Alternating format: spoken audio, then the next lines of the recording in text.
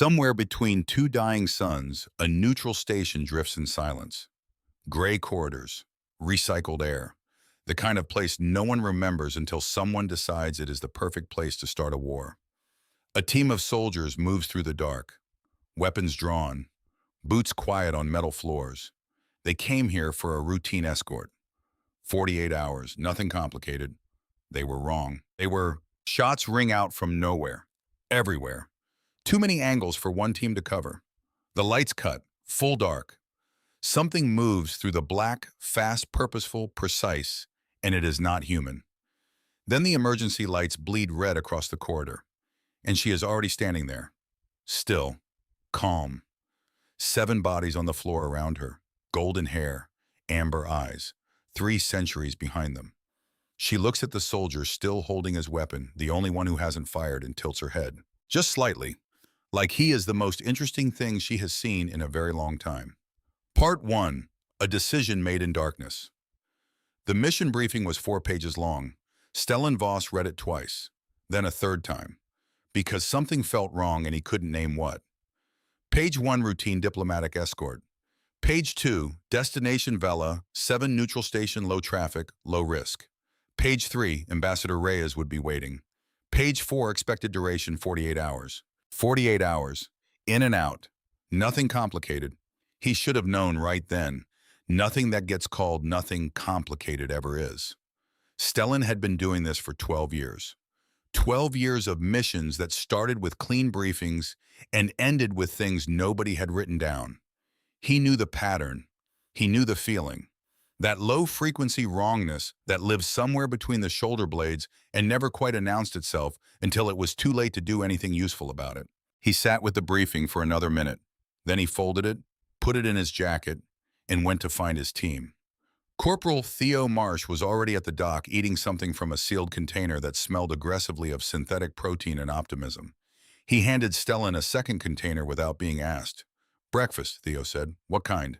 "The kind that keeps you alive until something better comes along."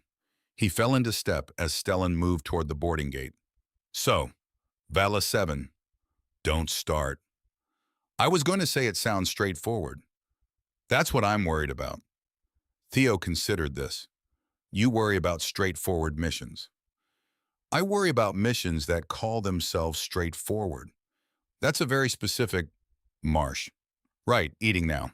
The transport was a mid-range carrier, nothing remarkable. The kind of ship that moved through neutral corridors without attracting attention, which was the point. The rest of the escort team, 4 people, all experienced, all hand-selected by Stellan for the quality of their judgment under pressure, were already aboard and running pre-checks. Stellan did a full walkthrough of the team before they departed. Not because he doubted them, because 3 years ago at Callaway Station, he had trusted a briefing over his instincts. And he had walked out of that mission the only one still walking. He didn't make that mistake twice. He checked everything. Then he sat at the forward viewport and watched the stars move and tried to name the thing that still felt wrong. He couldn't. So he watched the stars instead. Vela 7 looked exactly like every other mid-sector neutral station. Gray corridors, recycled air that smelled faintly of metal, and something burned a long time ago. Lighting that couldn't decide between dim and dimmer. The kind of place designed to be forgotten, which was Stellan had learned over 12 years of doing this, exactly the kind of place where things went wrong. Theo fell into step beside him the moment they cleared the docking bay. "Nice place," Theo said. "Don't. I was going to say it has character. It has mold. Mold is a kind of character." Stellan didn't answer. He was already scanning. Habit, exit points, sightlines, anything that moved wrong. His hand wasn't on his weapon, but it was close. Always close. 3 years since Callaway Station. 3 years since he'd walked into a briefing that said simple and walked out the only one still walking. He didn't trust simple anymore. He wasn't sure he trusted much of anything anymore. But the mission was the mission, and Reyes needed the escort. And Stellan was the one they sent when they needed someone who wouldn't flinch. So he didn't flinch. He just kept scanning. The first shot came from the east corridor. Not a warning shot, not a miss. A precision bolt that took out the comm relay above Theo's head with surgical accuracy. And then the corridor filled. Stellan moved before his brain finished processing. Down, cover. 3 hostiles from the left, 2 more dropping from the overhead gantry movement on the right. That was either 2 people or 1, very fast one. Contact left, Theo called. Calm. Good kid. I see it. Stellan fired twice. One down, the other pulled back into shadow. More shots from everywhere. Too many vectors for the size of the team. Someone had done serious planning here. This wasn't opportunistic. This was prepared. This was a welcome, which meant someone knew they were coming, which meant the briefing had been wrong from the beginning. Or worse, the briefing had been exactly what someone wanted them to read.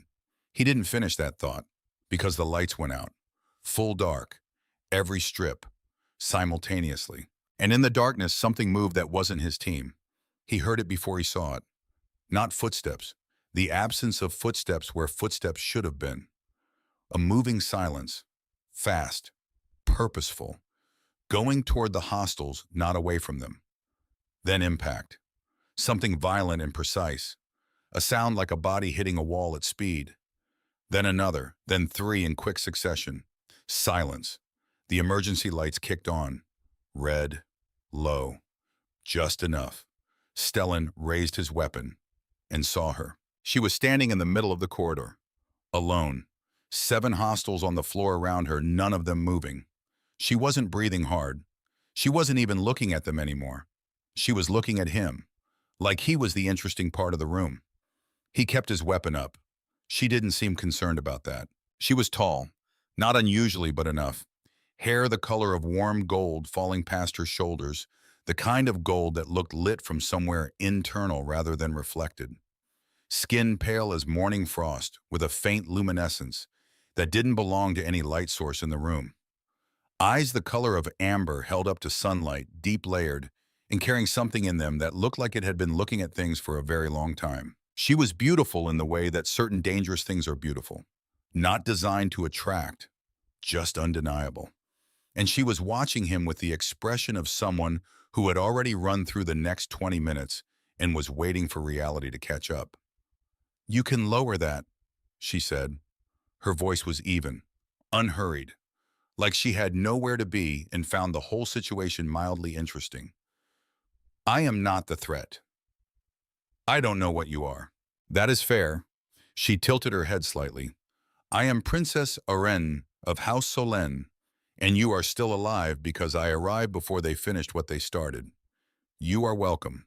Theo from behind a cargo crate. "Did she just say princess?" Stellan didn't lower the weapon. "Who sent you?" "No one." A pause. "That is also fair to question, but I have been following this particular group for 19 days across 3 systems. They led me here. You were simply already present."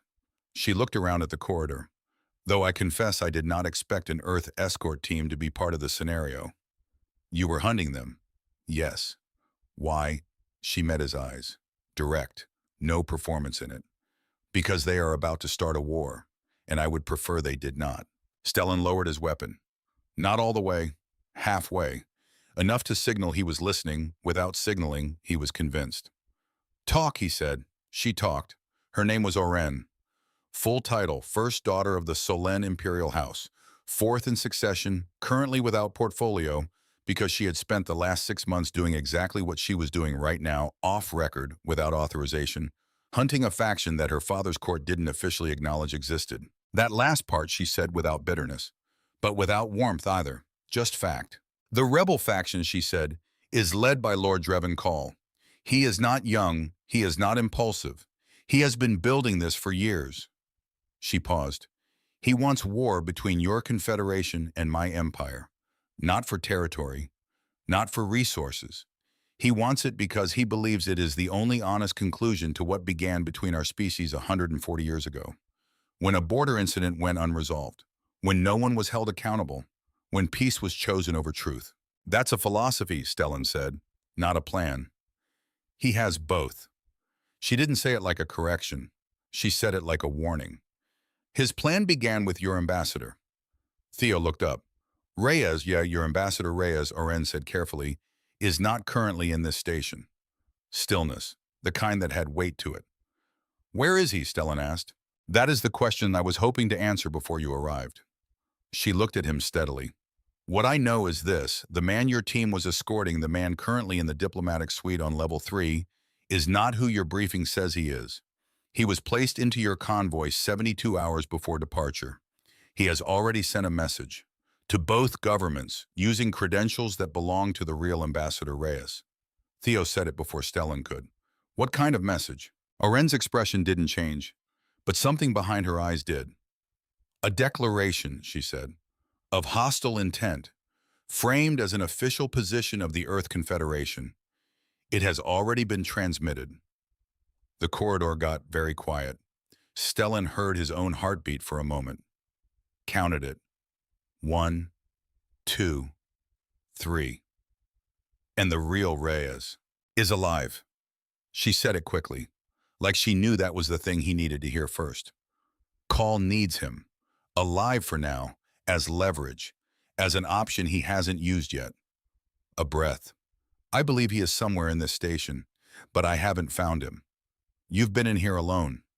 Yes. How long? 6 hours. Theo made a sound that might have been admiration or might have been alarm. Possibly both. Stellan studied her face. 12 years of reading people in the worst possible moments when stakes were high enough that lying felt like survival.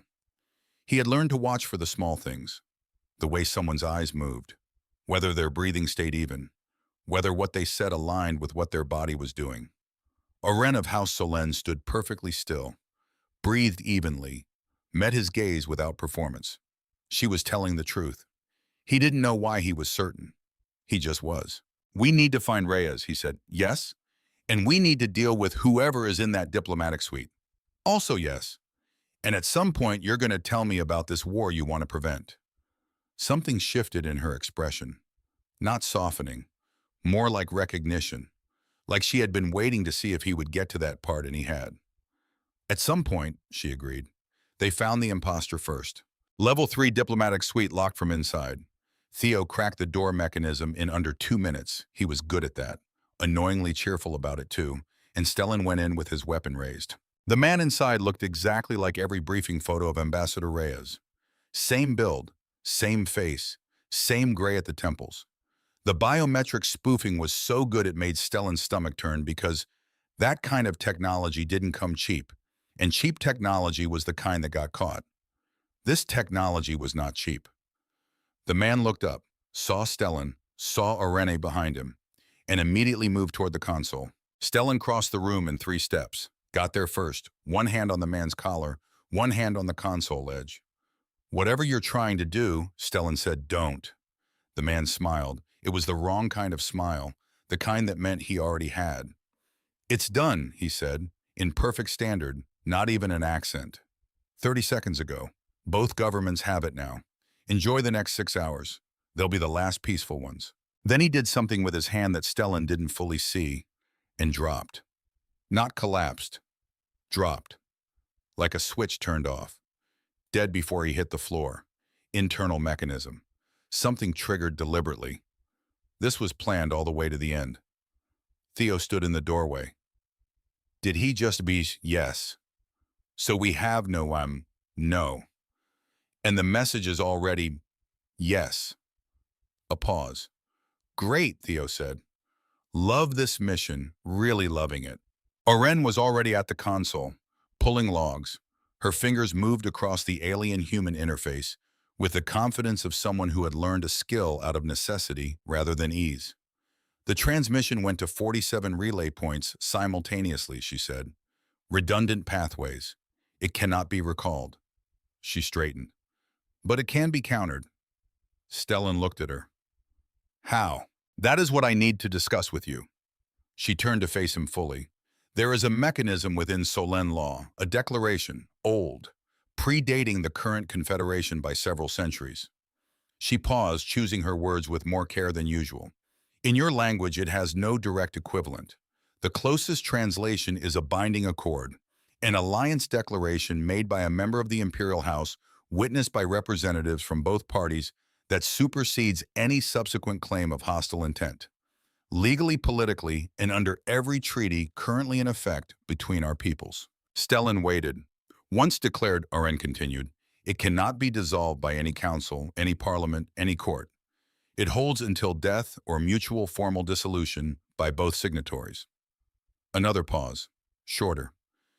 It would neutralize the false declaration, immediately, completely. That's a significant mechanism, Stellan said. Yes.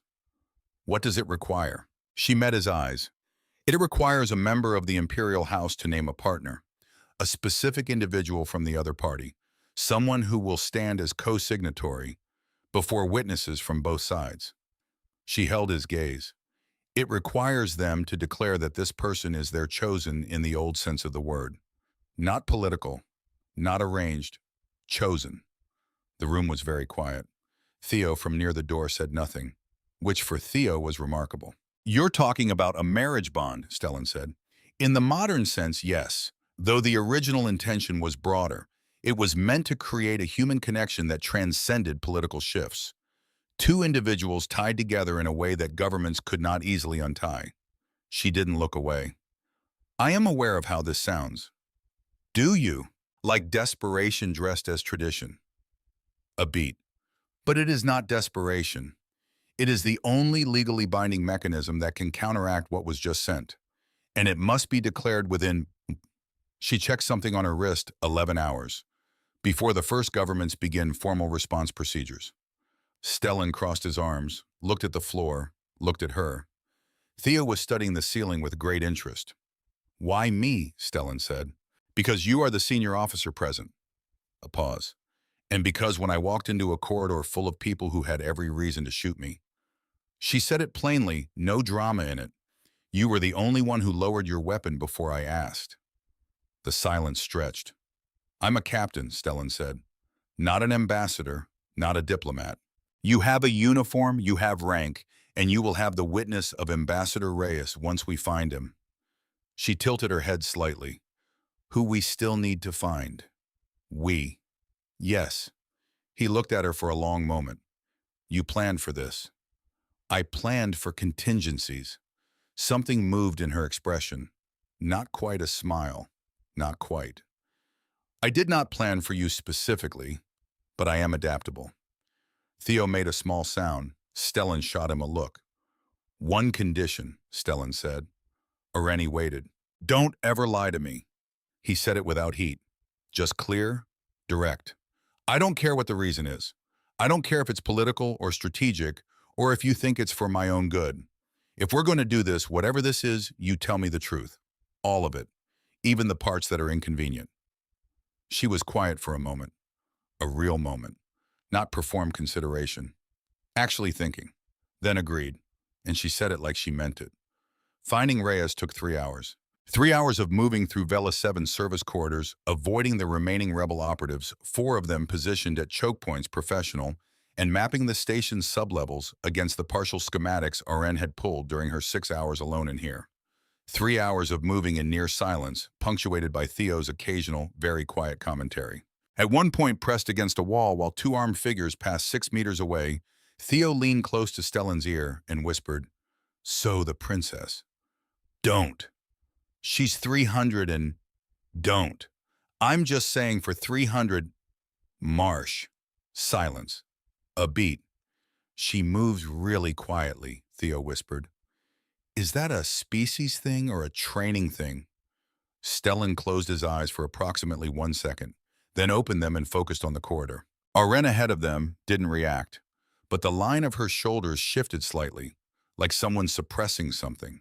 The medical sub-level was cold, not uncomfortable cold, equipment cold, the kind of temperature that meant preservation systems were running. Cryo units, maybe. Medical stasis, Oren said quietly, reading a panel. 3 units active. She moved to the 3rd one. Her posture changed. Here. The unit displayed a biometric readout that matched Reyes's actual file. Not the copy, the original. Pulse stable. Brain activity, normal dormant. They kept him alive, Theo said. Call is methodical, Oren said. He keeps options open. Why does someone who wants a war keep the ambassador alive? Because if the war goes wrong, Stellan said before she could, you need leverage. You need bargaining chips. He looked at her. Right. She nodded. He did not expect anyone to find Reyes before the response protocols began. He didn't expect you, Theo said. Period. She considered that. No, he did not. Waking Reyes took 20 minutes and considerable patience. He came out of stasis the way anyone did, confused, slow, deeply unhappy about the lights. Stellan crouched in front of him while Theo handled the medical systems, and Oren stood back far enough to not alarm a man who had never met her.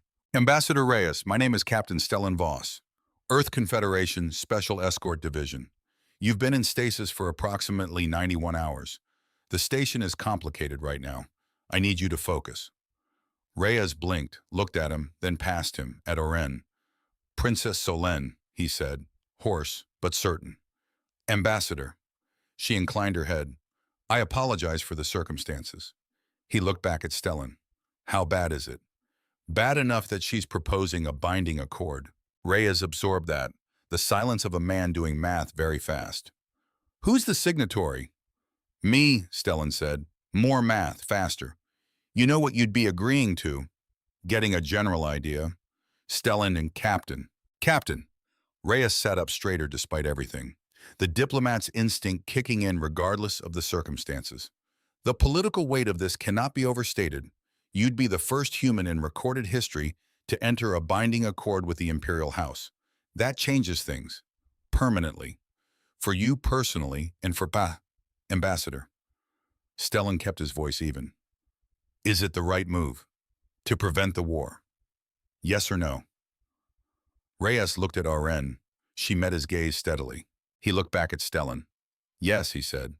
If she's proposing it in good faith, yes. Stellan stood up, turned to Oren. She was watching him with that same expression she'd had since the corridor. Assessing, waiting, not performing patience, but actually having it, the patience of someone who had lived long enough to know that the right answer came when it came. Tell me about the ceremony, he said. They cleared the station in under an hour. The remaining rebel operatives Oren handled 2. Stellan's team handled the other 3, and then they were moving toward the docking bay toward the ship Oren had come in on. Smaller than Stellan expected. Fast-looking. Built for one person traveling quickly and quietly. In the corridor moving fast, Reyes fell into step beside Stellan. He had recovered faster than expected. Reyes was that kind of man. She's the real thing, Reyes said quietly. Oren of House Solène. I've met her twice in formal settings. She is exactly what she appears to be, and also considerably more. More how? Smart, strategic, and according to every intelligence brief I've ever read on the Imperial family. He paused. She hasn't chosen anything for herself in a very long time, maybe ever. Her entire life has been duty position the needs of the house. This Hahisham, he glanced ahead at her moving through the corridor like she owned it. This is different. I don't know what's driving it, but it's different. Stellan didn't respond, but he held that observation somewhere quiet and let it sit. The ship broke Atmo and went dark as soon as they cleared Vela 7's range. Running quiet, Oren's instruction, standard evasion protocol. Call's people would be watching for them. In the hold, Reyes slept properly, not in stasis, just the deep, exhausted sleep of someone who'd spent 4 days in cryo and needed an actual night. Theo sat with the ship's limited comm system, trying to send a compressed report back to command through a pathway that wouldn't be intercepted. And Stellan sat at the observation port. The stars outside were very still, the way they always were out here. No atmosphere to make them flicker. Just steady, cold light in every direction as far as anything could see. He heard her coming. Not footsteps. She never quite made footsteps the way humans did. More like the air changed slightly the way it does when something moves through it with purpose. She sat down across from him. Not close, not distant. The measured distance of someone who was being careful about something. For a while, neither of them said anything. He watched the stars. She watched. He wasn't sure. Maybe the stars too. Maybe something past the stars. Are you afraid? She asked. Finally. He thought about lying. Reflex. The thing you did when someone asked that in a professional context where the expected answer was no, or at least something that sounded like no. But he'd made her promise him the truth. That went both directions. Always, he said. I've been afraid since Callaway Station. Every mission since. He paused. I just don't let it make the decisions. She was quiet for a moment. That is what my people call Kael Veth, she said. It does not translate cleanly. The closest I can come is courage that comes from choosing, not from the absence of fear. A beat. It is considered the rarest kind. He looked at her. She was looking past him, at the stars or at something else entirely. And in the starlight, dim, steady, very old, she looked like someone who had been carrying something heavy for a long time. Not broken by it, shaped by it, the way stone is shaped by water, slowly and completely. You've been doing this alone for 6 months, he said. Yes. Hunting this faction, without authorization, without backup. Yes. Why not go to your father, ask for imperial resources? She was quiet long enough that he thought she wasn't going to answer. Because, she said finally, my father is aware of things I am not yet supposed to know, and asking him would require acknowledging that I know them, which would, she paused, choosing the word carefully, complicate things. He watched her face. She meant more than she was saying. He knew it. She probably knew he knew it. What aren't you supposed to know, he said. She met his gaze. That is a conversation for after, when we are through the ceremony and there is time. A pause. I keep my word, Captain Voss. I told you I would not lie to you. I am not lying now. I am sequencing. He thought about pushing, decided not to. Not yet. Fair enough, he said. They sat in silence again. Outside, the stars stayed exactly where they were. After a while, Theo's voice came from the comm bay. So I've been working on this message to command, he called, not quite loud enough to be a shout. Trying to figure out how to explain the situation. A pause. I keep getting stuck on the part where I say, so the captain is maybe going to enter a centuries-old alien marriage bond to prevent a war, because every time I write that sentence, it sounds insane. Stellan closed his eyes. Aren said calmly, it does sound insane. Thank you, Theo said. That's actually helpful. I'm going to lead with that. The situation sounds insane, but here is why it is correct. A pause. Good framing, Areni said. Stellan opened his eyes, looked at her. She was almost smiling. The ceremony happened 6 hours later, not on the ship, on the Imperial vessel that came to meet them, a ship that appeared on long-range scanners, like a sliver of silver light, and pulled alongside with a precision that made Theo involuntarily inhale. A small ship, fast, meant for exactly this kind of thing. It carried witnesses, 2 Solen court officials, and via secure projection, Ambassador Reyes himself, dressed in the formal jacket he had apparently kept in his personal bag through the entire ordeal, because Reyes was that kind of man. The ceremony room was simple. Bare walls, a circular marker on the floor, light coming from some source that wasn't immediately visible, warm and directional the way light falls in certain rooms in late afternoon. Stellan stood in his uniform, which he had straightened as much as was possible, given that he had been in active combat several hours earlier. Theo had done his best. It was fine. Alren stood across from him in a formal drape of deep blue and gold. The Solen colors, the kind of garment that looked like it had a history of its own. Her hair was down, still that warm gold, still doing something impossible with whatever light was available. He was not going to think about how she looked. He was going to focus on the ceremony. The officiator, one of the court officials, an older woman with the expression of someone who had seen a great deal and was determined to see this particular thing with dignity, began to speak in Solen, then translated phrase by phrase into Standard. Binding accord, declaration of chosen partnership, witnessed in good faith by representatives of both peoples. Irrevocable except by mutual formal dissolution. When it came to his part, Stellan said the words he had been given. Clearly, evenly. The way he gave orders when everything depended on no one doubting that he meant them. Because he meant them. Not all of them in the way they were traditionally meant, he was aware of that. But the fundamental thing underneath, the commitment to the attempt, the decision to stand here and make this real rather than nominal. He meant that completely. When Arren said her part, she said it in Solen first. Then in Standard, slowly, each word placed with care. Then she stepped forward and placed her hand over his chest above his heart. The gesture of the binding accord, the old gesture, predating the current political structures by several centuries, the officiator had explained. He placed his hand over hers. She was cool to the touch, like standing near a window in winter. She looked up at him. And the thing in her eyes was not political, not strategic, not the calculation he had seen since the corridor at Vela 7. It was something quieter than that, something that looked like relief, like she had been carrying a question for a very long time, and whatever the answer was, she was glad it was this. "It is done," the officiator said. Something changed in the room. He couldn't point to what, just something settled, like a door closing behind you that you know you won't open again the same way. Reyes from the projection cleared his throat.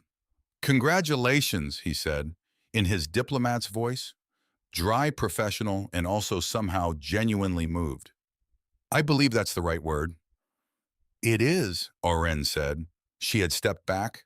Her hand was at her side, but her eyes were still on Stellan. "In most languages."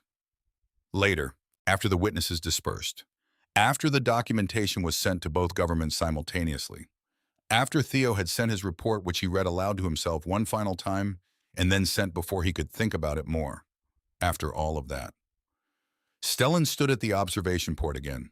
Same port, different view. The Imperial ship moved differently than Oren's. Smoother. A presence that didn't cut through space so much as belonged to it. He heard her coming, and this time he expected the change in the air. She sat down across from him. Same distance as before. Still careful. "You're thinking," she said. "Always." "About what specifically?" He looked at her. "About what you meant when you said your father knows things you're not supposed to know, and about what you're not telling me yet." She was quiet for a moment. The stars moved slowly past. "My father knew," she said finally, "about Call, about what he was planning." She said it evenly, but it cost her something. He could hear it underneath the evenness. He knew for 6 months, and he chose not to act. Stellan didn't react, just waited. "Because Call has documentation," she continued, "of a border incident 200 years ago, something the Empire did and buried.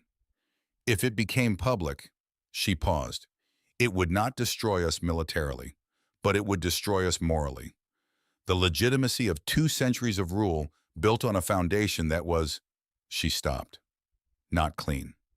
And your father chose the foundation over the truth. He chose the Empire."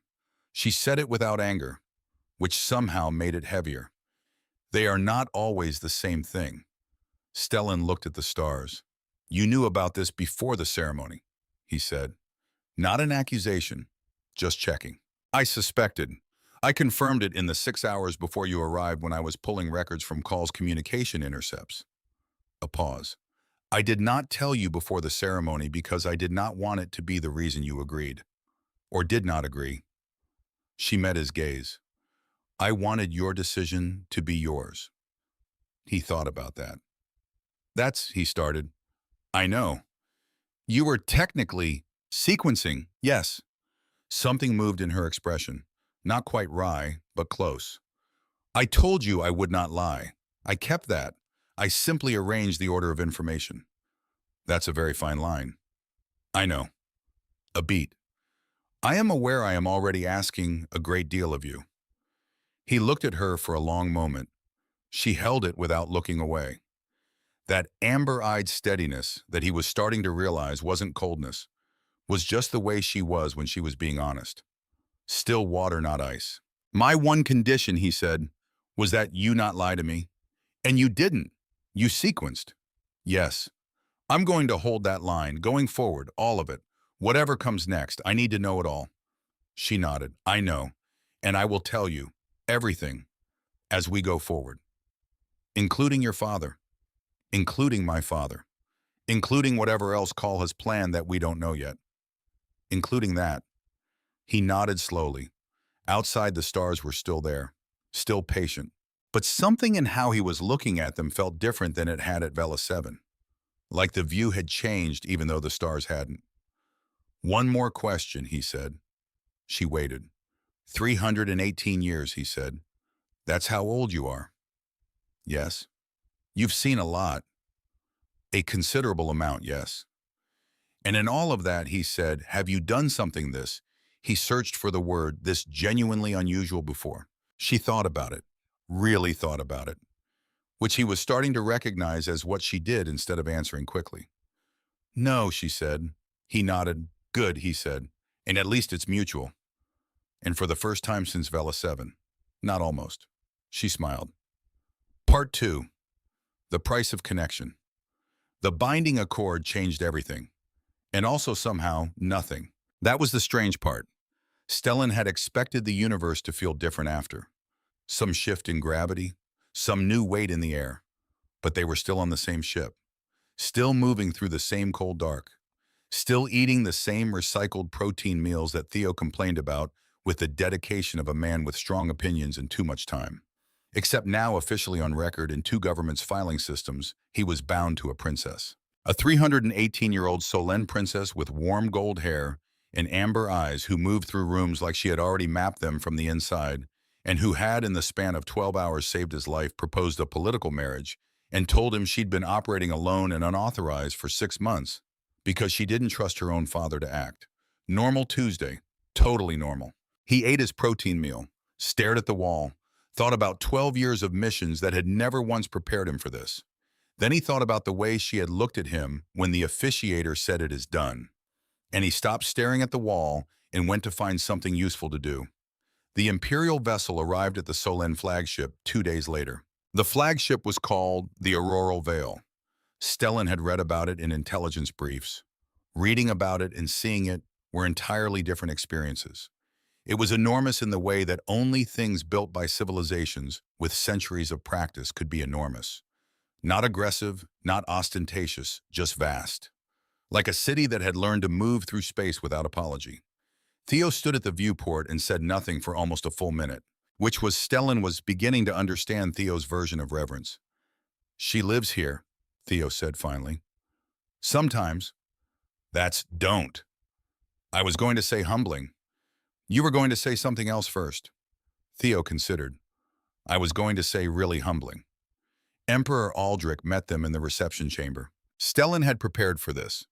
Read everything he could access during the transit. Aldrich Solène, emperor for 211 years. Before that, a military commander of considerable reputation, the kind of leader who had built something durable not through force alone, but through a combination of patience and precision that very few people could sustain for more than a decade, let alone 2 centuries. He was old, not frail. Solène aging didn't work that way, but old in the way that someone becomes when they have carried heavy things for a very long time. It lived in his posture, in the economy of his movements, in the way he entered a room like he had always been there. He looked at Stellan for a long moment, not assessing, more like confirming something he had already half decided. Then he looked at Oren, and something passed between them that Stellan couldn't read. Too layered, too old. The kind of communication that develops between people who have known each other across decades and have stopped needing full sentences. Captain Voss, Aldrich said. His standard was precise, the standard of someone who had learned it as a diplomatic necessity and had spent a long time making it as good as it needed to be. You have done an unusual thing.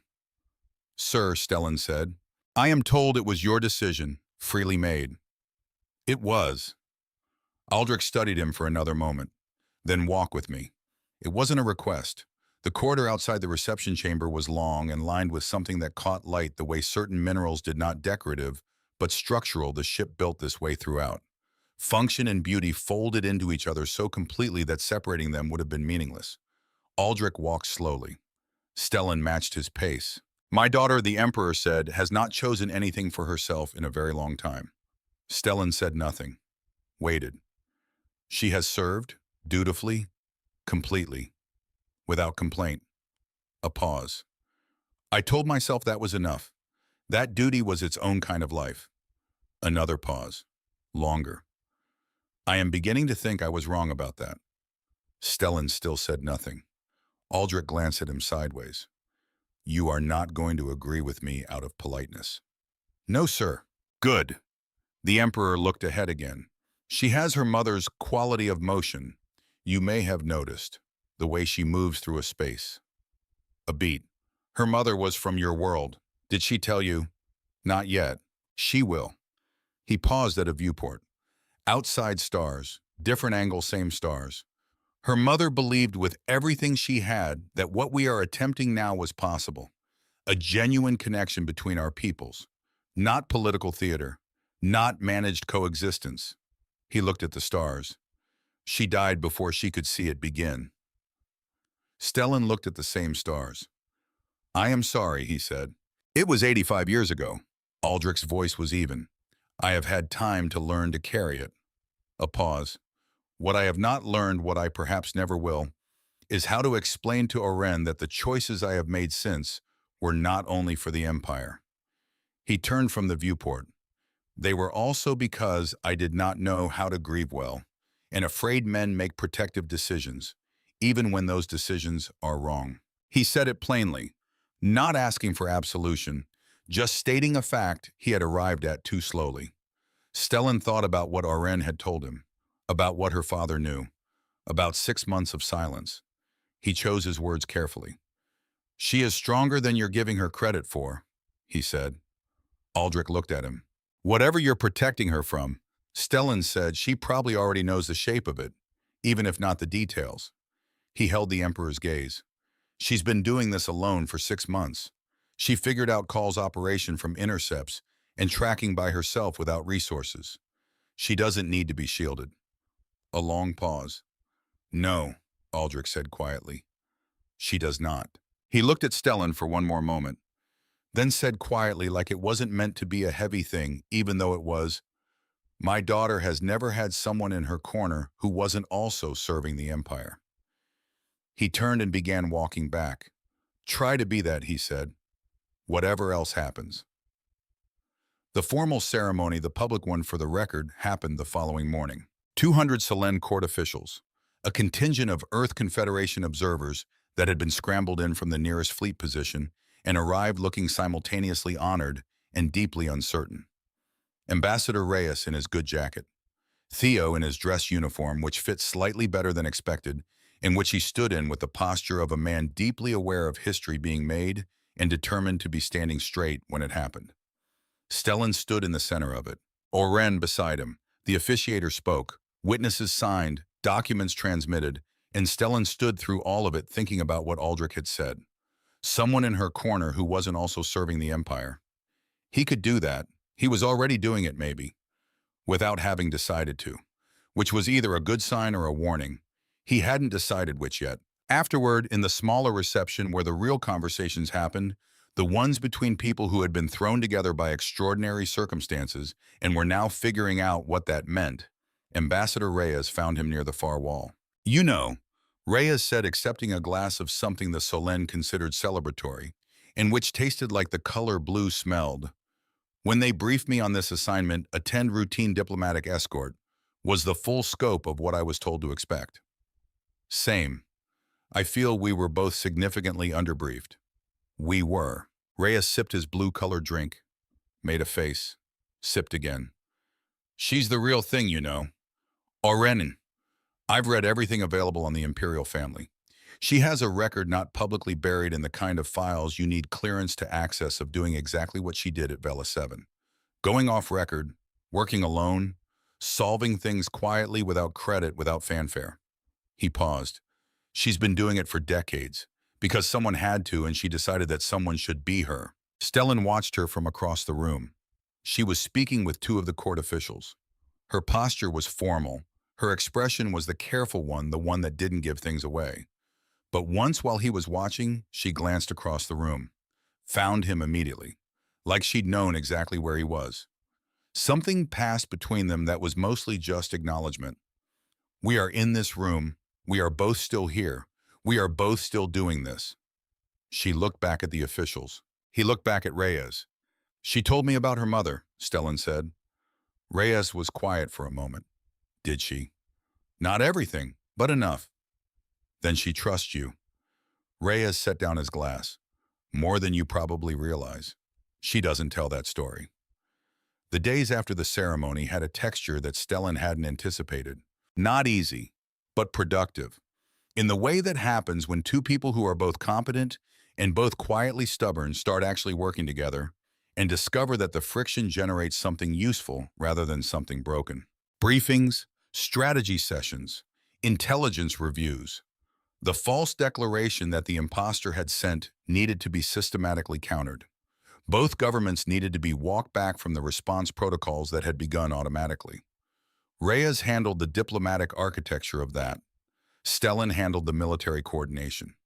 Oren handled everything that didn't fit neatly into either of those categories, which was most of it. She was good, not just competent, genuinely impressively, almost annoyingly good.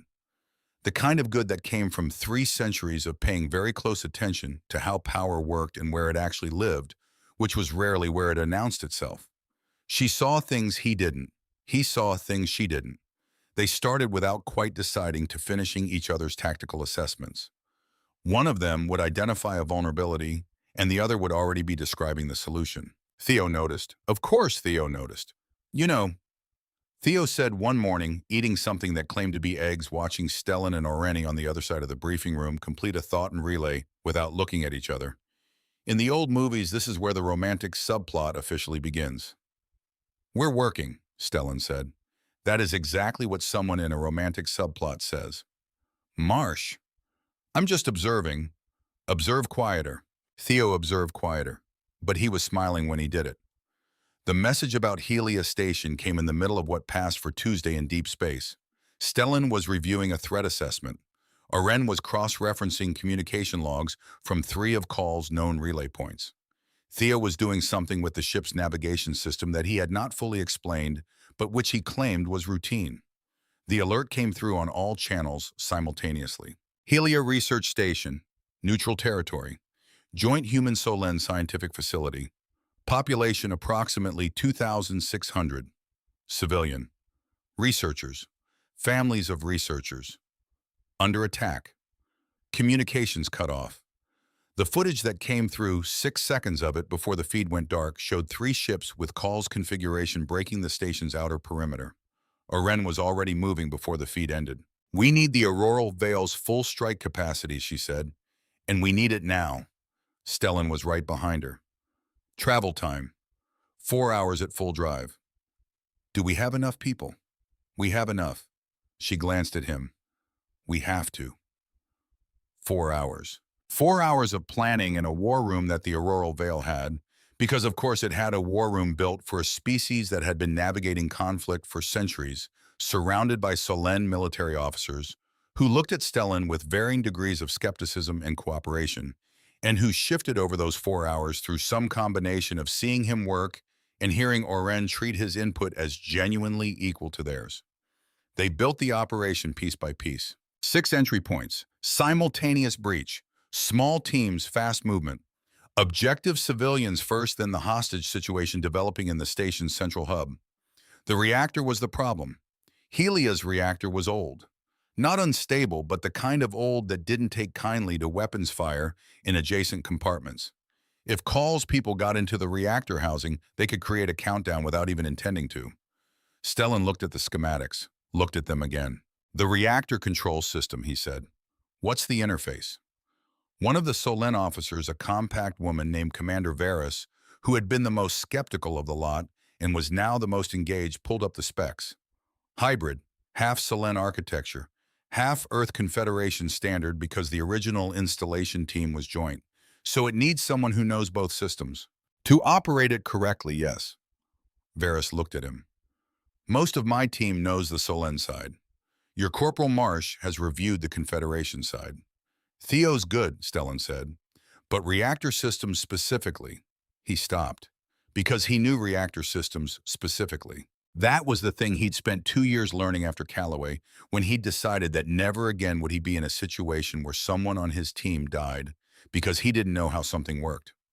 He'd gone through every technical certification available, including the ones nobody expected a field officer to bother with, including reactor emergency shutdown protocols for stations in the Confederation's Joint Development Program, like Helia. He looked at Oren. She had been listening. She understood immediately. He could see it in the way her jaw set, the look she had when she was processing something she didn't like but couldn't argue with. No, she said. It makes tactical sense. You going in alone makes tactical sense in the way that many bad ideas sound logical when you say them quickly. I won't be alone. 2 Solen volunteers. Theo is needed at the main entry breach. She held his gaze. And you know that. He did know that. He also knew that there were 2,600 people on that station. Oren, don't. Her voice was quiet. Even. The evenness of someone keeping a grip on something that wanted to slip. I understand the logic. I'm saying there has to be another. There isn't. He said it gently. You know there isn't. You ran the same calculation I did. A long pause. The war room around them had gone quiet. Not performatively, the officers were still working, but aware. The way people are aware of things happening in the room that are above their clearance level. Oren looked at him. He'd seen her look a lot of ways in the past week. The strategic look, the patient look, the look that was almost amused, which Theo had started trying to provoke on purpose because it was apparently his new hobby. The careful public look. This was different.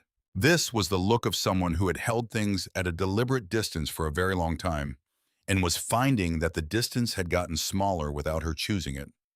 Come back, she said, just that. 2 words, quiet enough that the officers probably didn't hear. That's the plan, he said. Helios Station was worse than the feed had shown. The outer hull had taken damage in 3 sections. 2 research wings were depressurized. Emergency containment had sealed those off, which meant the civilians had retreated toward the center of the station in exactly the pattern that Call's people had probably expected. Corral them, control the space, use the reactor as leverage. Classic, efficient, and completely dependent on the other side not getting into the reactor room first. Stellan's entry team himself and 2 Selene soldiers who had volunteered for this assignment came through the maintenance airlock in the station's lower south quadrant. The airlock was barely wide enough for 1 person. Getting 3 through it in tactical gear required patience and creativity in equal measure. Left shoulder, one of the soldiers younger named Vale, 30 years of Solent military service, which he wore with a certain pride that Stellan found charming given the context, whispered urgently. I know. If you turn, I know. They made it through. The corridor on the other side was dark and smelled like burned insulation. Emergency lighting only. Red strips along the floor casting everything in a color that made it look like the station was bleeding slowly. Stellan moved. The reactor room was 4 levels down and 3 sections east. They went through service corridors, maintenance shafts, and 1 stretch of storage for decommissioned equipment that had been there long enough to gather a layer of dust that shouldn't technically exist in a vacuum-adjacent environment, but apparently found a way anyway. The sounds of the main engagement reached them periodically. Weapons fire distant, movement. Oren's team was in the central hub. She was handling it. He knew she was handling it. Oren did not handle things. But he also knew from the comm updates coming through in fragments that Call's people had more operatives inside than the initial assessment had suggested. More than expected. Positioned better than expected. Call had planned for the rescue attempt. Of course he had. Call was methodical. The reactor room door was sealed. Military grade. The second Selene soldier, Pran, older, quieter, the one who had not said anything unnecessary since they boarded, looked at the walls around the door. There, Pran said, pointed to a panel on the left. Emergency manual override. All Confederation standard stations have it. Stellan got the panel off in 40 seconds. Found the manual override in another 10. The lock disengaged. Inside 2 of Call's operatives, both turning, both raising weapons. Vale moved faster than Stellan had expected anything human-adjacent to move. Both operatives were down before they finished registering what was happening. Vale straightened, looked at Stellan. The reactor, he said calmly. Right, Stellan said. The reactor. The device Call's people had rigged was not subtle. It wasn't meant to be. It was meant to be found, but found too late. Found at a moment when disarming it was either impossible or would cost more time than the negotiation required. Buy leverage. Except Stellan was here 20 minutes before they'd expected anyone. And he knew this system. He knew it the way you know something you've spent 100 hours learning because you decided after the worst night of your career that you were never going to stand helpless in front of a system you didn't understand again. He got to the control interface. Started working. 18 minutes on the countdown when he started. The door behind him crashed open 3 minutes in. 4 of Call's people, better armed, moving with the urgency of people who had just been told their plan was failing. Vale and Pran moved to intercept. Stellan kept working. This was the part that required a specific kind of focus, not letting anything happening 3 meters behind him register as information his hands needed to respond to. His hands needed to respond to the reactor. Everything else was noise. Noise that included weapons fire. Noise that included Prawn saying something sharp in Solen that Stellan's translator didn't catch. Noise that included the countdown. 14 minutes, 12:10. Voss. Vale's voice, strained. We have a problem. How many? 6 more incoming. From where? Both directions. So, surrounded, in a reactor room. Countdown at 9 minutes and 40 seconds. 6 people about to come through a door. Normal Tuesday. The door opened, and Oren came through it, alone. Moving the way she moved when there was no reason to be subtle, not silence exactly, more like velocity, given a direction, and told to be efficient about it. She crossed the room in 4 seconds. The 6 incoming operatives became a problem that lasted approximately 45 more seconds. Then it wasn't a problem anymore. She was breathing harder than usual when she reached the reactor console. First time Stellan had ever seen her breathe hard. She stood at his shoulder, looked at what he was doing. 7 minutes, she said. I know. Can you? Yes, quiet. She went quiet. He worked. The Confederation side of the system was straightforward. His training covered it exactly. The Solen architecture layered on top was older, and its safety interlocks operated on a different logic, one that prioritized containment over speed in ways that Confederation systems didn't. He had to navigate between them, tell each one what the other needed to hear. 5 minutes. 3. He found the junction, the place where both systems could be addressed simultaneously. He'd been looking for it for 4 minutes. 1 minute 40 seconds. He made the connection. The countdown stopped. Emergency shutdown engaged across all reactor systems. Every display went amber, then slowly green. The hum of the reactor dropped an octave and kept dropping until it was just a low, steady vibration through the floor. Safe. Contained. Stellan took his hands off the interface. He hadn't noticed he was shaking until he stopped. Oren was still at his shoulder, not touching him. But there, the presence of someone who had positioned themselves to be exactly close enough. 38 seconds, she said. Comfortable margin. That is not what comfortable means. It was fine. She turned to look at him. Her expression was doing several things at once, and she was managing to contain maybe half of them. It was not, she started. We're alive. The reactor's safe. 2,600 people are still here. He met her gaze. It was fine. A very long pause. You are, she said, genuinely infuriating. I've been told. I don't mean it as a compliment. I know. She held his gaze for one more moment, then looked away. At the green displays, at Vael and Prawn, who were both making a dedicated effort to look at something else. Her jaw was set, her hands absolutely still at her sides. The stillness of someone who had made a decision about what they were not going to do right now. Not here, not in front of people. Later, he said quietly. To her specifically. We can argue about it later. She didn't answer, but the line of her shoulders shifted slightly, like something released. The civilians were in the central hub, all of them. 2,412 people who had spent 6 hours in enforced proximity with no information and a great deal of fear. They looked up when the security teams came through. Some recognized the Solen insignia on the armor of Oren's soldiers. Some recognized the Confederation uniform on Stellan. One woman, middle-aged, a planetary geologist, still holding the tablet she'd been working on when the attack started, looked at Stellan and then at Oren standing next to him and said, are you the ones from the news? Depends on the news, Theo said from Stellan's left, where he had materialized without announcement, as was his habit. The binding accord. The woman looked between them. They've been talking about it on every frequency. The human captain and the Solen princess. She looked at Oren. They said you went into the reactor room for him. Oren's expression was perfectly composed. I went to complete the mission. That's not what the Solen soldiers are saying. A pause. What are the Solen soldiers saying? Oren said, evenly. Vael from somewhere behind them said nothing, but the silence had a shape to it. Stellan looked at the floor for a moment. Then he looked at Theo. Theo was studying the ceiling with the dedicated concentration of a man watching something deeply fascinating up there. We should get everyone to the evacuation points, Stellan said. Yes, Oren agreed immediately. We should. In the medical bay of the Auroral Vale afterward, a Solen medic redressed the graze on Stellan's shoulder that he hadn't noticed until the adrenaline metabolized, and his body remembered it had feelings. Oreni came in when the medic left. She sat down across from him. The medical bay was quiet. Most injuries from Helia had been minor, almost miraculous given everything. She sat down and looked at him and didn't say anything for a while. He let the silence be. I need to tell you something, she said finally. He waited. About my mother. She said it to her hands at first, then looked up. She was from your world. A physicist.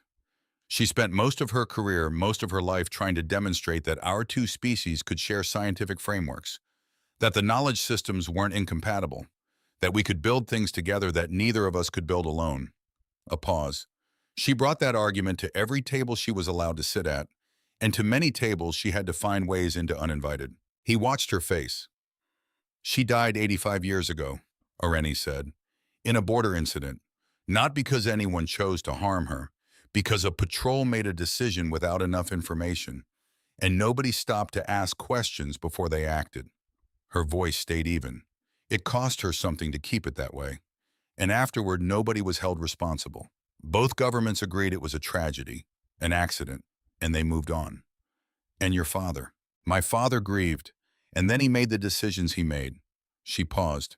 I was 233 years old enough to understand, old enough to know that the reason nothing changed was that peace was more convenient than truth. She met his eyes. I have been trying to finish what she started ever since. Not because I was asked to, because someone should. He was quiet for a moment. Why are you telling me this now? Because you went into that reactor room alone. She said it simply. And for approximately 4 minutes, I stood in the war room watching a countdown and... She stopped, chose the next words with care. I realized that the version of this arrangement where I maintain appropriate distance and treat this as a political mechanism, that version is no longer available to me. He looked at her. She held his gaze, not performing steadiness, actually feeling it, or working very hard at it. I am not asking for anything, she said. I am simply telling you the truth, because that was what you asked for. He thought about Aldrich's words in the corridor, someone in her corner who wasn't also serving the Empire. He thought about what Reyes had said. She doesn't tell that story. He thought about a woman who had spent 85 years trying to complete something her mother started. Alone, off record, without fanfare. The arrangement, he said carefully, is not how I'm thinking about this either, for what it's worth. She looked at him. For a while now, he said. Something changed in her expression. The way light changes when clouds move without you looking directly at the sky, you just notice the room is different. That is, she said, useful information. Glad to provide it. You are still infuriating. Consistently. She looked at him for one more moment. Then she stood, smoothed the front of her uniform, became visibly the princess again, the version of herself that had work to do and people to answer to. But before she turned to go, she said, My mother would have liked you. He didn't answer immediately, because that felt like something that deserved more than a quick response. I would have liked her, he said finally. Anyone who kept trying to build something at every table they weren't invited to, that's my kind of person. She paused at the door, didn't look back, but her hand rested for a moment on the doorframe. Light, brief, like punctuation. The debrief on Helia lasted 3 hours and produced 40 pages of documentation that both governments would argue about for months. Afterward, Theo found Stellan in the officer's lounge with 2 cups of something the Solen crew called evening tea, and which tasted like chamomile engineered by a civilization with considerably more sophisticated chemistry. So, Theo said, handing him a cup. No, I wasn't going to. You were. I was just going to say. Theo sat down, wrapped both hands around his cup. In the old movies, the part after the near-death moment where somebody almost says something and then doesn't quite, that's usually about 2/3 through. He paused. We're somewhere around there narratively speaking. Stellan looked at his tea. And in the old movies, Theo continued with the air of a man who had been building to this, the person who almost said something, and didn't they usually regret it, briefly, before the story makes them try again.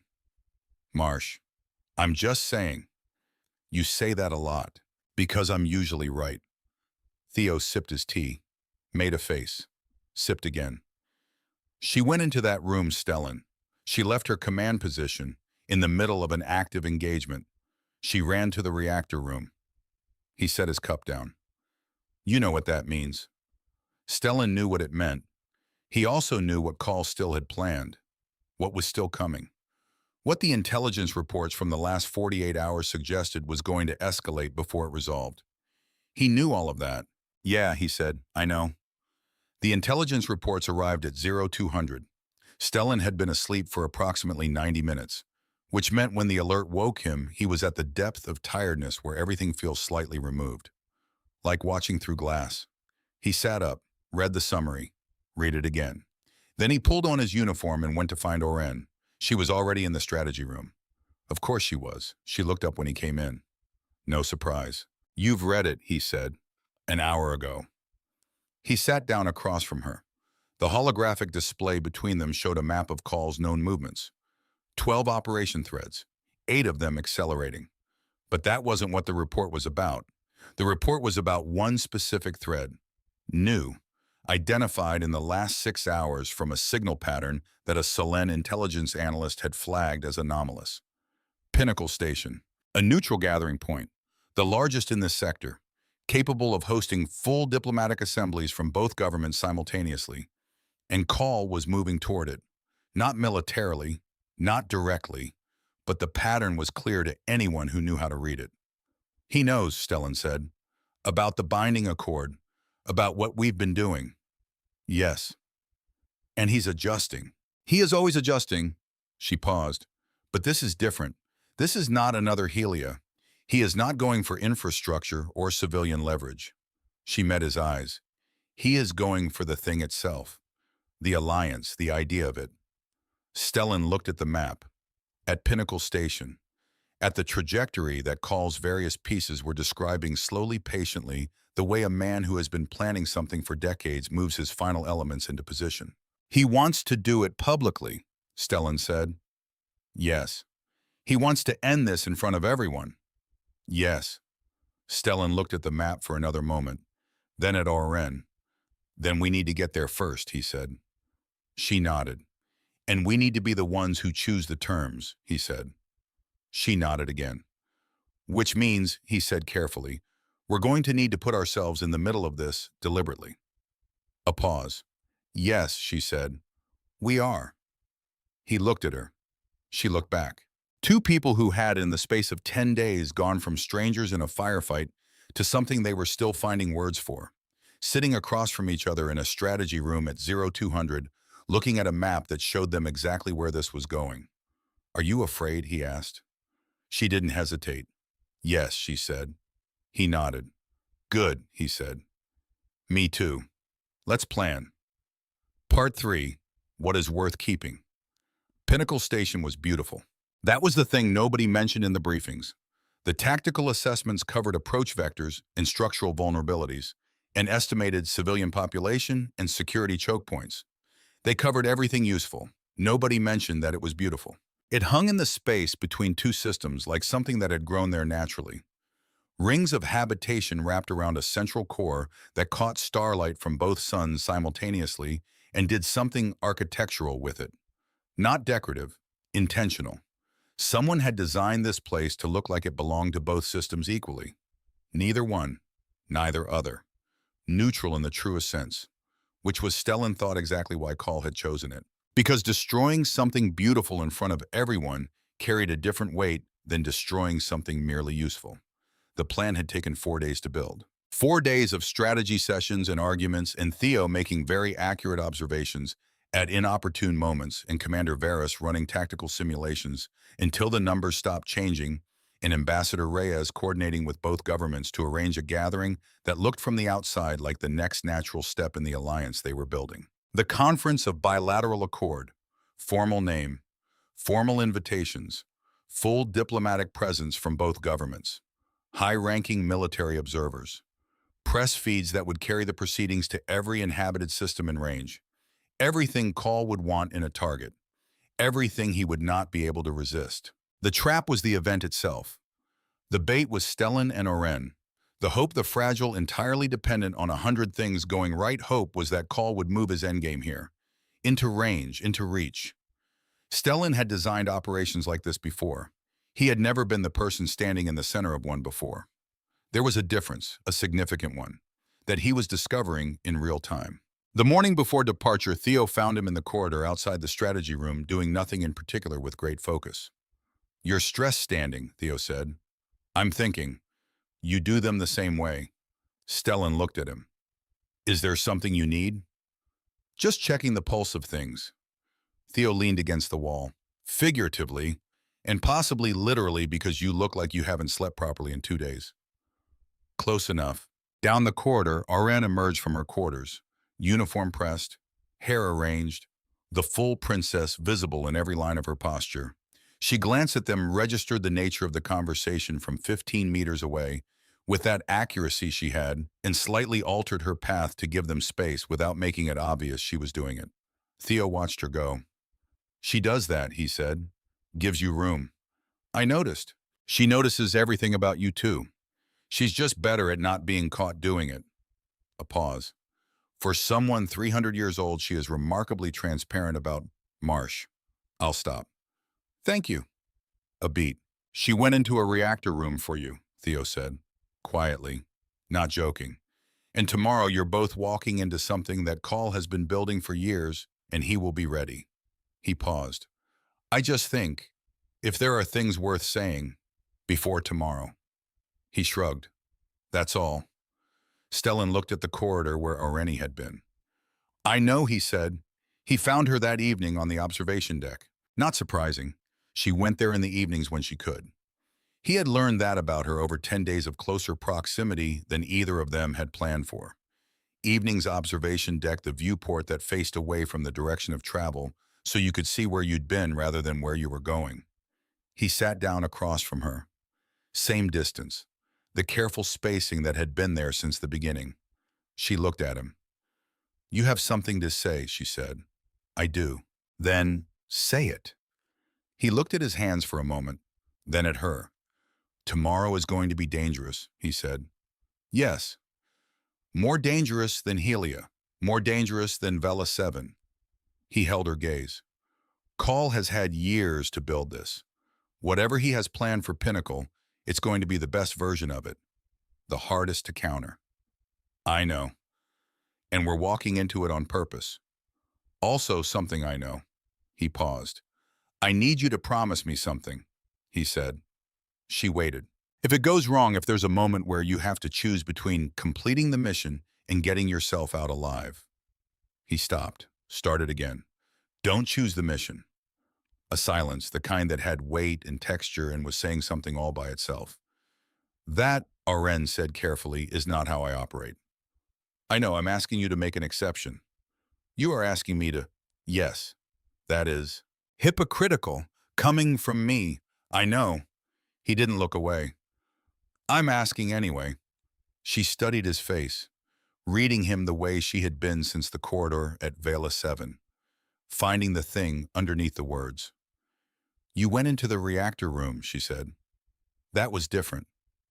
"How?" "I had the training. And I have 3 centuries of combat experience." She tilted her head slightly. "Your argument is not as strong as you think it is." He almost smiled. "Didn't quite." "I know." She was quiet for a moment. Then, "I will promise you this. If there is a choice between the mission and returning..." She paused, chose the words, "I will make the choice that keeps more people alive, including, when possible, myself." "That's not exactly what I asked for." "It is the honest version of it." A beat. "You told me not to lie to you." He looked at her. She looked back. And something in the air between them that had been building since the medical bay, since the reactor room, since the observation deck on the first night when neither of them said what they were actually thinking. It didn't resolve, not into words, but it settled, like something that had been waiting to be acknowledged, had been acknowledged. Okay, he said. Okay, she said. And that was somehow enough. Pinnacle Station received them with perfect weather, which was a function of its atmospheric management systems and the particular kind of irony that liked to show up right before things went wrong. The Conference of Bilateral Accord opened at 900 local time with a ceremony that was genuinely impressive, even to someone who was there primarily as a security operation. 200 diplomats, military observers from both governments, representatives from 7 neutral systems who had requested observer status, journalists from 43 separate outlets, human and Selene, and 3 other species that had a stake in how the next century of interstellar relations developed. All of them gathered in the main assembly hall. High ceilings, light from 2 suns filtered through polarized panels, the kind of space that made humans and Selene alike feel briefly that they were part of something larger than themselves. Stellan stood at the edge of the main floor in his dress uniform. Beside him, Oren, in formal Solène attire, the deep gold and silver of House Solène, the same colors as her hair, which he was almost certain was intentional. They were doing this well, he thought. The appearance of a unified partnership, the thing they had agreed to perform back at the beginning. Greeting arrivals, standing together, being photographed approximately 900 times. Except it wasn't performance anymore. That was the thing he kept returning to. At some point between Vela 7 and this moment, the line between what they were pretending to be and what they actually were had blurred completely. He couldn't locate the crossing point, couldn't point to a specific moment and say there, that's when it became real. It had just become. Stop thinking so loudly, Oren said from slightly behind him. Quiet, for him only. I'm being subtle. You are not. I'm in a room with 200 people and all of them are watching. I know, which is how I can tell that your expression right now has nothing to do with any of them. She came to stand beside him, composed, watching the room. Focus. I am focused. You are thinking about something that is not the current threat environment. I can think about multiple things, apparently not simultaneously. He looked at her sideways. She was watching the room with careful attention, running calculations. Her jaw was set. Her shoulders were level. Everything in her posture said, I am completely prepared for whatever happens next. But her hand at her side had moved approximately 3 centimeters closer to his. He noticed. He was fairly certain she knew he noticed. And neither of them did anything about it. Because professional context. 200 witnesses, active security operation. Mostly the active security operation. The first hour passed without incident. The second hour passed without incident. Theo, posted at the secondary entrance, sent a quiet message, still quiet on the south side. Do you think we miscalculated? Stellan typed back. No. Theo, how sure, Stellan? Very Theo, because it's been 2 hours and nothing has. The lights went out. Not emergency red, full dark, every system, simultaneously. And then the emergency broadcast cut in on every frequency, not the station's emergency system, something external and prepositioned with Call's voice. Calm, even. The voice of someone who had been waiting a very long time to say what he was about to say. What you are watching, Call said to every journalist feed, to every diplomatic channel, to every screen currently tuned to the Conference of Bilateral Accord, is the last performance of an alliance that was never real.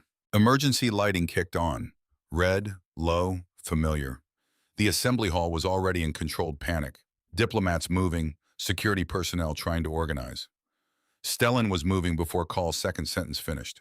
The binding accord was a political maneuver. The woman who proposed it does not have the authority her father pretends she has. The man who accepted it was deceived. And today, a pause. I am going to demonstrate to every species watching that trust between humans and Solène is not a foundation. It is a liability. Stellan hid his calm. Oren. I heard it. He's inside. The broadcast is too clean for external. Secondary control room. Her voice was already moving. Level 7, same pattern as every time. He's predictable. He is consistent. There is a difference. A beat. He thinks consistency is a virtue. Where are you? Behind you. He turned. She was 3 steps away, moving with the efficiency of someone who had been expecting this moment since before she walked through the door. Of course she had. Of course. They moved. Level 7 was quieter than the main floors. The chaos of the assembly hall didn't reach this deep. Down here, the sounds of 200 people in a disrupted ceremony became distant, abstract, like something happening to someone else. The secondary control room had one door, reinforced, the kind that suggested whoever was inside wanted options if they needed to leave quickly. Stellan stopped outside it. Oren stopped beside him. They looked at each other. "He's expecting us," Stellan said. "Yes. This could be a secondary trap." "Yes. We should wait for—" "He is broadcasting live," she said. "Every second we wait is another second he is transmitting to every outlet that has a feed on this conference." A pause. "There is no waiting." He knew that. He'd known it since the corridor. He just needed 1 second. One. To stand here and be afraid in a way he was allowed to feel before he had to stop feeling it and start moving. 1 second. Then go. Call was exactly where they expected. The secondary control room, banks of displays, live feeds from the assembly hall, and 12 other points around the station. A broadcast rig running hot, everything going out in real time to every channel that had carried the conference. He was standing with his back to the door. He didn't turn when they came in. "Princess Oren," he said, "and Captain Voss." A pause. "I wondered which of you would come first." "Together," Oren said. He turned then. He was older than Stellan had imagined from the files. Not frail Solen aging didn't allow for frail. But he carried his years differently than Aldrich. Not like weight, like armor. Like every decade had added another layer between him and whatever had originally hurt him, until the layers were so dense that he'd largely stopped being able to feel much else. His eyes were sharp, completely painfully sharp. He looked at Stellan first. "You are younger than I expected," he said. "I get that sometimes. And more present, in the room." He tilted his head. Most humans in diplomatic contexts manage to look like they are performing presence rather than having it. You are not performing. A pause. That is either very good or very dangerous, depending on perspective. "What perspective are you working from?" Call looked at Oren. "She knows," he said. "Don't you, princess? Why I am here. Not the stated reason. The actual one." Oren held his gaze. "You lost someone. 140 years ago." He said it without drama. Like a date. Like a fact that had simply become part of the architecture of everything. Her name was Sela, a xenobiologist. She had spent her entire career building bridges between our scientific communities. She believed— He paused. "She believed what your mother believed, that it was possible, that if enough people kept trying eventually—" He stopped. Started again. "She died in a border incident, a patrol, wrong coordinates, wrong moment. Nobody chose to harm her. Nobody was held accountable. Both governments agreed it was a tragedy and moved on." His voice stayed even and careful and hollow underneath. "I waited for accountability that never came. I waited for 30 years. Then 50. Then I stopped waiting." The room was very quiet. Stellan looked at Oren. She was very still. That stillness that came from something landing somewhere deep. Because she knew this story. Different details, same shape, same ending. "Call," she said quietly. "My mother. I know about your mother." He met her eyes. Different incident, different decade, same result. Something moved through his expression. "We have both been carrying the same thing. For a very long time." "Then you know," she said, "why this matters, why preventing this war matters. Because you know what it costs when—" "I know what it costs." His voice was still even, but something in it shifted, sharpened. "I also know that your binding accord and your conferences and your carefully managed political theater will not last. Because nothing between our species has lasted.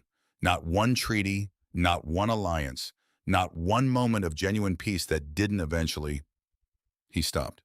"They always find a way to take it. The people who want the war, they find a way because there are always more of them than there are of you. And you keep trying to build with your hands, and they keep burning it down, and you keep—" "Yes," Oreni said. He stopped. "Yes," she said again. "They keep burning it down, and we keep building." She took one step forward. "Because what is the alternative? Driven burn it down ourselves first. Burn it down so thoroughly that nobody can try again.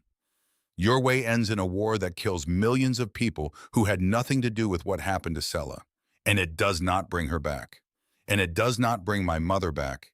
And it does not give us accountability or justice. It just, she paused, gives us company in the grief. Call looked at her. For a long moment, he just looked at her. And Stellan saw it. Something moving behind that armor. Something that the armor had been there to protect for 140 years. Not a weapon. The opposite of a weapon. Something that had never stopped hurting. Your mother would have kept trying, Call said, quietly. Even knowing, yes, no hesitation. She would have, because she was that kind of person. Ireni's voice was even and full at the same time. I am trying to be that kind of person. I don't always manage it, but I keep trying. She paused. And I am asking you to let me. Silence. Call looked at Stellan. Stellan didn't say anything immediately. Because this was Oren's moment. Because some things didn't need a third voice. But Call was looking at him like he was a question that needed answering. You understand, Call said, what you've agreed to, what this actually is. Two species that have hurt each other for centuries trying to decide whether to stop. And you are one person, one human, standing here and betting on it. I've been betting on people my whole career, Stellan said. Usually the ones everyone else underestimated. Call looked at him for a long moment. The broadcast, Call said. Still running, Stellan said. Everything I said. Everything everyone in this room has said. Stellan held his gaze. Every word of it is going out. Call looked at the displays, at the feeds, at the faces of people in the assembly hall above them, still waiting, still uncertain, still watching their screens. At the journalists, the diplomats, the observers from 7 neutral systems who had come to watch and were watching something considerably more complicated and more human than they had expected. I will stop the broadcast, Call said. And what you've planned for the station? A pause. There are operatives positioned in 3 locations. He said it like setting something down that he'd been holding so long he'd forgotten what his hands felt like without it. I will give you the locations. I will give you codes to stand them down. He looked at Oren. Not because I believe you will succeed, but because... He stopped, started again. Because Sela believed what you believe, and I have spent 140 years making that mean nothing, and I find I am... He stopped again. Tired. Oren stepped forward and did something Stellan hadn't expected. She put her hand on Call's arm. Not a gesture of alliance. Not political. Just one person acknowledging another person's grief. I know, she said. He looked at her hand. And Lord Drevin Call, who had spent 140 years building toward a war, who had planned and waited and maneuvered across decades with the patience of someone who believed he was the only one willing to tell the truth, went still and said nothing. And that was in the end how it ended. Not cleanly. Nothing like this ended cleanly. There were 3 tense hours of standing down Call's operatives through codes he provided under guard, each one a small moment of hoping the codes were real and not a secondary trap. All 3 checked out. All 3 operatives stood down. 2 of them, when confronted by Solen security teams, looked relieved, like people who had been moving towards something for so long they'd forgotten they were allowed to stop. There was the broadcast footage to manage, hours of it going to every channel containing Call's accusations and the entire conversation in the secondary control room, and 45 minutes of footage from the assembly hall during the blackout. Reyes handled that with the efficiency of a man who had been practicing crisis diplomacy for 30 years.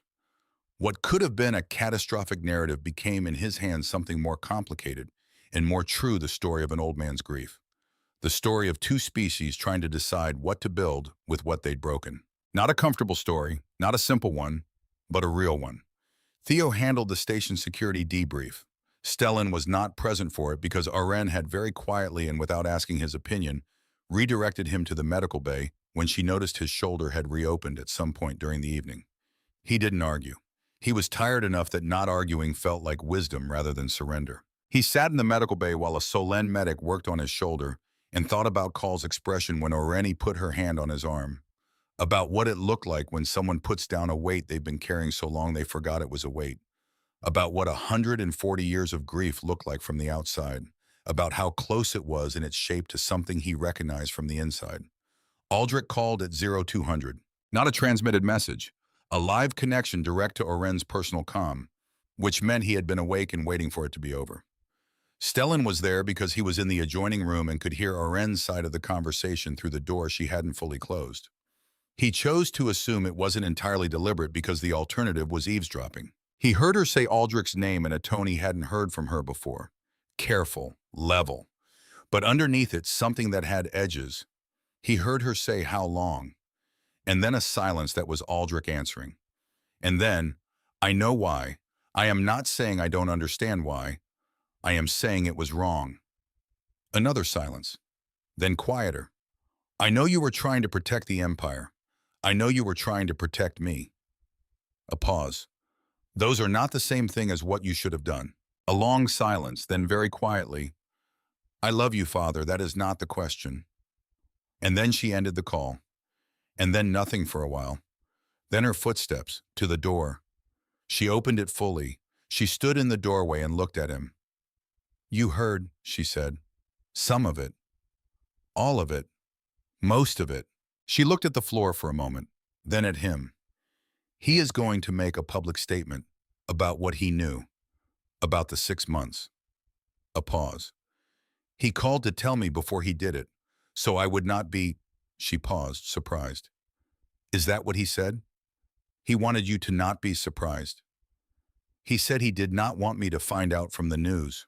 She paused, "which is the closest my father has come to an apology in 2 centuries. A beat. I believe he means it." Stellan looked at her. She was standing in the doorway at 2 in the morning after the longest day either of them had had in recent memory in formal Solent attire that had somehow survived everything the evening had thrown at it, holding several large feelings in careful balance, and clearly not planning to drop any of them here. "Oren," he said, "I'm fine." "I didn't say you weren't. You were thinking it. I was thinking you've had a long day, and your father just told you he knew about a conspiracy for 6 months.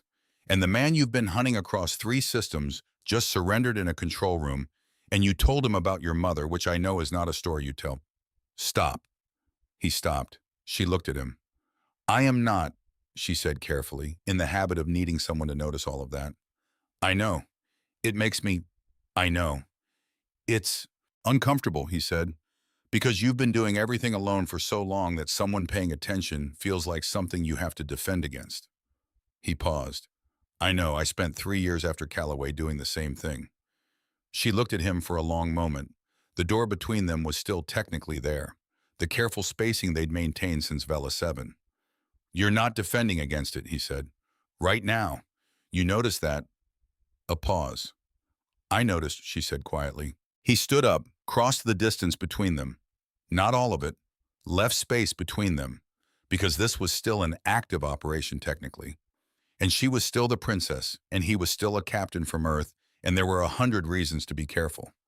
But he put his hand over hers, the way she had put her hand on Call's arm. Just acknowledgement, one person to another. She looked at their hands, then up at him. "The Solenevar," she said. He waited. "It is?" She paused. "In the old text, it describes a bond between people who have chosen each other. Deliberately. Without outside requirement." She paused. "It was considered the rarest kind of connection because most connections in our history were arranged, managed, made for reasons external to the two people involved." She looked at their hands. The Selenovar was the exception. The thing that happened when someone chose freely with full knowledge of the cost. "With full knowledge," he repeated. "Yes. You know the cost. I know some of it." Her thumb moved, the smallest motion, against the back of his hand. "I imagine I will keep discovering more." He looked at her, at the warm gold of her hair in the low light, at the amber of her eyes that held so many years of things she'd seen and done and carried and set down, at the face of someone who had been for 3 centuries entirely capable of doing everything alone and who was standing here anyway letting him close, which cost her something. He could feel it costing her in choosing it. "I'm not going anywhere," he said. She looked up at him. I know the arrangement was supposed to be temporary, he said. I know the political situation is going to be complicated for a long time. I know you're about to become regent, and I'm a captain from Earth, and none of this makes obvious sense. He held her gaze. I'm still not going anywhere. A pause. That, she said, is useful information. I thought we established that already. Some information benefits from repetition. He almost smiled. Does it? In my experience. The corner of her mouth moved, the beginning of something. Oren. Yes. Can I say the obvious thing? A pause long enough to mean she was actually considering whether to let him. Then yes. I love you, he said. He said it the way he gave orders, clearly, without hesitation, because he meant it completely, and there was no point in saying something completely unless you said it like you meant it. She went very still. The stillness that meant something had landed somewhere that mattered. That is, she said carefully, a significant declaration. Yes. In your culture specifically. In most cultures, I think, you are certain. I am never certain about anything, but this comes close. He held her gaze. What I know is that I was not looking for this. I was planning to escort an ambassador for 48 hours and go home. He paused. And then I walked into a corridor and you were there, and something about how you moved, how you looked at me like you were already 3 steps ahead of the conversation, and I thought that is someone I want to know. He paused again. I know you now, more than I expected. And what I know makes the feeling larger, not smaller, which is unusual, for me. She looked at him for a long moment. Stellan, she said. He waited. In my language, she said, there is a word, solenavar. I told you it means the bond between people who have chosen each other freely. She paused. I did not tell you the older definition, the one that predates the political usage. She looked at their joined hands. It comes from the word for starlight, specifically the light from a star that is very far away, light that has traveled for a long time to reach you. She looked up at him. The oldest texts use it to describe the feeling of finding something you did not know you were missing, something that had been moving toward you for a long time, across a very large distance. He was quiet. I have lived 318 years, she said. I have done a great many things. I have been very many places. I have been careful about what I allow to matter. She paused. You matter. And I find I am. The beginning of something on her face became something fuller, something real. Not as alarmed by that as I expected to be. That's the closest you'll get to saying it back. For now. I'll take it. I know you will. Her hand turned under his, intertwined. Cool and warm at the same time, the way things that come from different places sometimes meet in the middle and make a temperature that belongs to neither of them separately. They stood there, in a doorway, in a neutral station. At 2 in the morning, no ceremony, no witnesses, no politically binding declaration. Just 2 people, choosing. Aldrich made his statement the next morning. Stellan wasn't in the room when it broadcast. He was on the observation deck. He heard it through his comm, the Emperor's precise, careful standard, describing what he had known and when, and what he had chosen not to do and why. Describing the documents Call had held over him. Describing the decision to use the binding accord as a political maneuver rather than acknowledging he had made it out of fear. And then at the end, something Stellan hadn't expected. My daughter, Aldrich said, has spent decades doing what I should have done. Quietly, without credit, without resources. She has been more honest and more courageous and more committed to what our empire is supposed to stand for than I have allowed myself to be. A pause. It is past time she had the room to do it properly. The Solen Council has accepted my formal transfer of executive authority to Princess Oren, who will serve as regent while permanent succession is arranged. And then the statement ended. Stellan sat with that for a moment. Then footsteps. Irene sat down across from him. She looked not different but altered in some way that was hard to name, like the same person in a slightly larger room. You heard, he said. I knew it was coming. Are you? I don't know yet. She said it honestly, which was the thing she did when she was being the most real.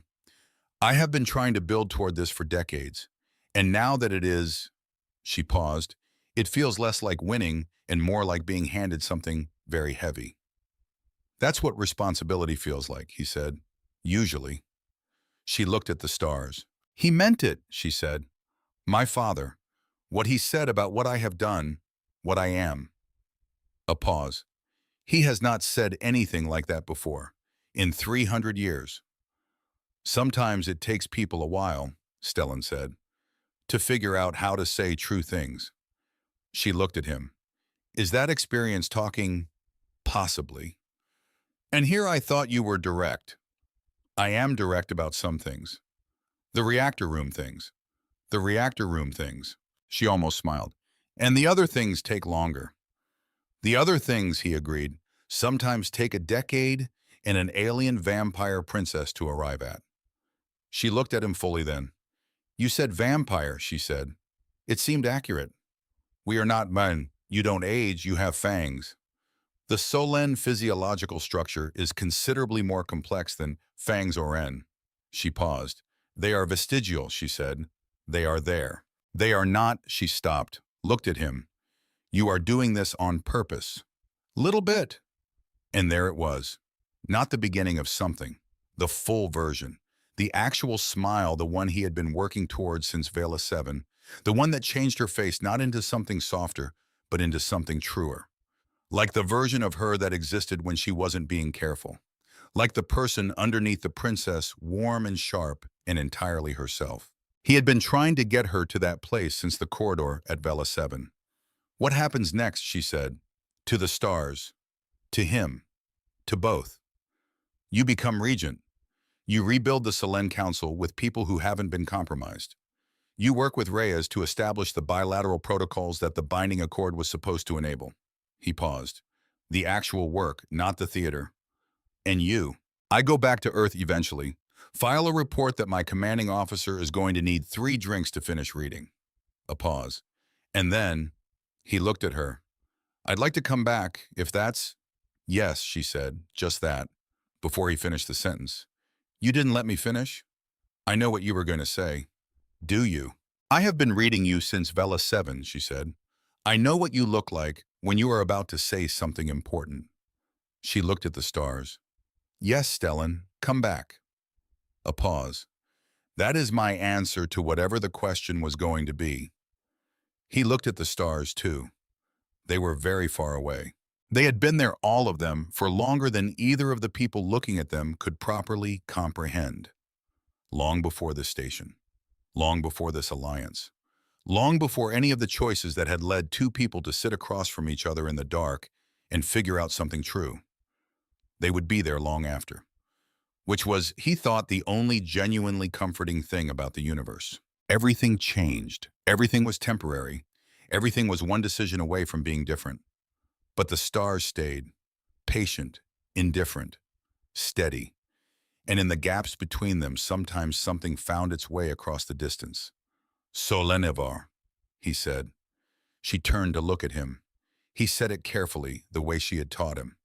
Light that travels a long distance to reach you. She was quiet. Something you didn't know you were missing, he said, moving toward you, across a very large distance. She looked at him for a long moment. Your pronunciation, she said, is terrible. I know. You got the meaning right, she said quietly. I know. And outside the viewport, the stars held their positions, and in the space between them, something small and improbable and entirely chosen continued quietly to be.